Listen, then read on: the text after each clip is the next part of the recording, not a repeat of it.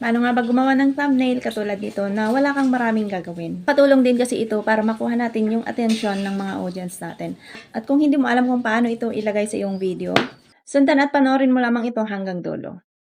Punta lamang kayo sa ChatGPT at dito tayo magpapagawa ng thumbnail. Click plus sign, click photos, add natin yung selfie na picture natin, then click done.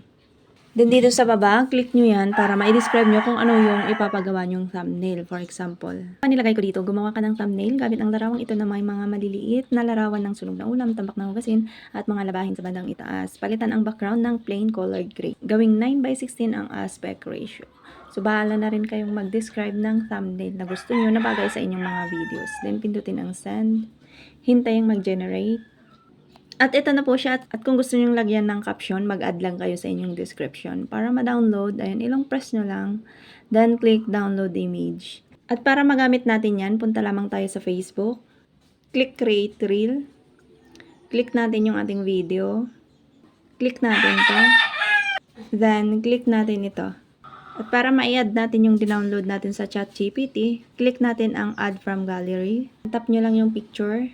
And then, pindutin nyo yung done.